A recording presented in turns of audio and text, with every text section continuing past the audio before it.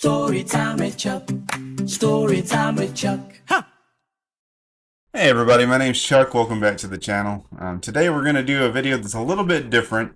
I'm going to try to experiment a little bit with a series called Story Time with Chuck, in which I tell stories that are actually true events that happened in my past.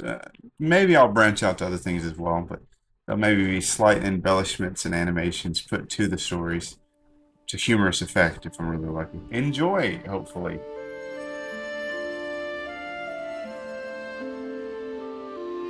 So back when I was going to college, I wasn't really in love with it.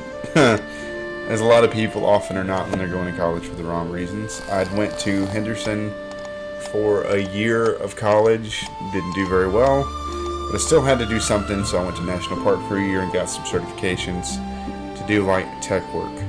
But honestly, I didn't belong there. In a cemetery not actually too far from my mom and dad's house, just assuming that they would never drive up to it. There was one day that I decided to go ahead and sleep there, and I looked up on the underside of like the gazebo, or whatever you would call it, the covering where you would deliver eulogies, and I saw the biggest horsefly I'd ever seen in my life. This thing was a frightening monster that was probably as long as my thumb. You're talking about what appeared to be like a 3-inch long horsefly. Like it was, I mean, maybe it was perspective, maybe I was just a little tired or whatever, but I remember looking at that thing thinking, man, that was the biggest horsefly I've ever seen in my entire life.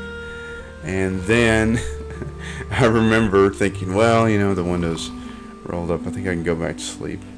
Keep in mind I'm next to a cemetery, it's a fairly old one, and then I've got this big horsefly kind of in my mind. I started having dreams. Have you ever had a dream that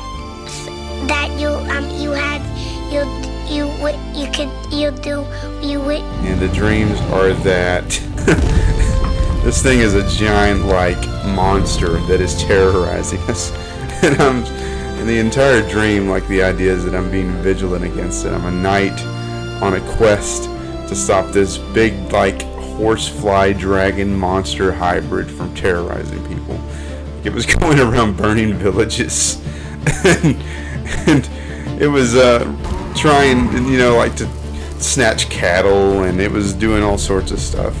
I don't know why this is the thought that's in my head. I guess because back in the day I played World of Warcraft a lot because I was kind of a nerd. And that's what happened in World of Warcraft. You saw lots of like fantasy themed elements, like big monsters and stupid stuff like that. So I keep kind of like fading in and out of consciousness, and I'm looking at this horsefly, and every time I look at it, I swear it gets bigger. So at this point in my dream, I'm getting ready to actually try to like find this thing and kill it. So for some reason in the dream, it's probably because I've played a lot of video games living in that time frame, my cousin Corey comes to mind. And Corey is like this Alan Quartermain-esque, almost like Ernest Hemingway type, who's got a gun and he's dressed up in like these old like timey clothes, you know, like suspenders. And I'll tell you right now, son, the best way to deal with this threat is to go directly to where it lives. You know, like he's some sort of expert hunter. I don't know. This is my dreams. That don't make sense. So at this point, we're going along on horseback. Him with a shotgun, me with a bow and arrow. And obviously, we're there. We go inside. We've been like shooting at it. We wounded it, and then as we head in, we notice that it's severely wounded, but it's on a pile of like coins and gold, but also poop, because it's kind of like a fly and a dragon at the same time. So Corey, of course, you know, being as exuberant and maybe even arrogant as he is, then he proceeds to get charred into an absolute crisp because this thing still breathes fire. No, God! No, God! In the arms of the angel. So now I've got to kill this thing, and I'm doing some rolls, you know, like Dark Souls, and I'm being real strategic, and then somehow I manage to outmaneuver it, flank it, and I jump and I do a big slash with a sword, and I cut its head off, and that's the end of the threat. I have saved the village. Then at this point, I wake up, I open my eyes, and I look around, and I notice that the horsefly is no longer there. And I can't help but feel like somehow, in my dreams, I defeated this monster.